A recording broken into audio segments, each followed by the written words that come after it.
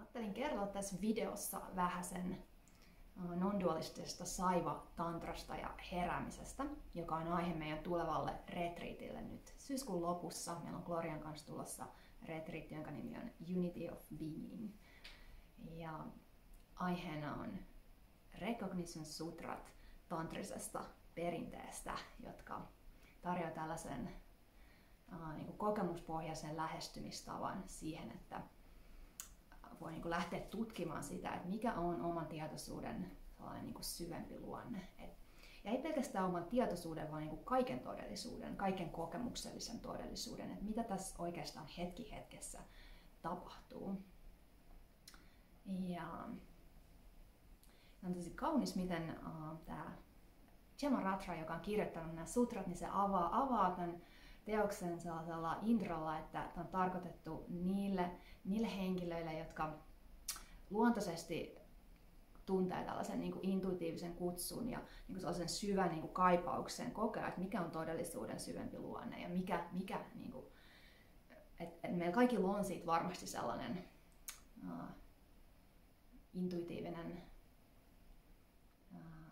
tuntuma siitä, että tässä on jotain sellaista syvempää ja ihmeellisempää ja mysteeristä koko ajan läsnä, johon me ei ehkä olla totuttu kiinnittämään huomiota, että me ei olla totuttu orientoitumaan siihen, koska se, miten me nykyyhteiskunnassa eletään, on hyvin paljon mielen kautta, sen mielen narratiivien ja tulkintojen kautta.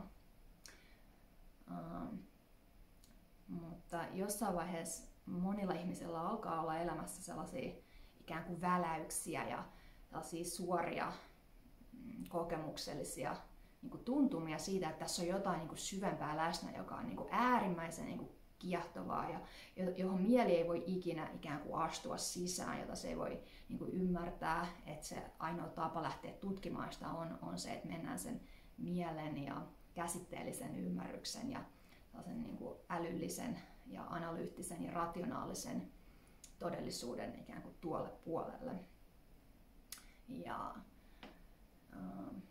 jos tuntee tällaisen kaipauksen siihen, niin saiva perinteessä niin sitä kutsutaan nimellä Shaktipat, sellaista kokemusta, joka on aiheuttanut sellaisen kääntymisen sisäänpäin, että me tunnetaan tämä kutsu ja ollaan kiinnostuneita ehkä non-dualistisista perinteistä tai harjoituksista ja tunnetaan sellaista luontaista uteliaisuutta meidän kokemusta kohtaan, että mitä siinä tapahtuu. Ja tällainen ikään kuin lapsen kaltainen mieli, johon tämä Jemaratra viittaa, niin se introssa eli hän tosiaan sanoo, että lapsen kaltainen mieli on se lähestymistapa, jolla me lähdetään tutkimaan sitä omaa kokemusta, mikä tarkoittaa sellaista ihan avointa, puhdasta uteliaisuutta, että meillä ei ole ennakko-oletuksia tai ajatuksia siitä, että mitä pitäisi tapahtua, tai sellaista erityistä preferenssiä. Me ei yritetä mitenkään vaikuttaa sen kokemuksen kulkuun millään erityisellä tavalla tai mennä kohti jotain päämäärää. Eli me luovutaan sen kokemuksen kontrollista täysin.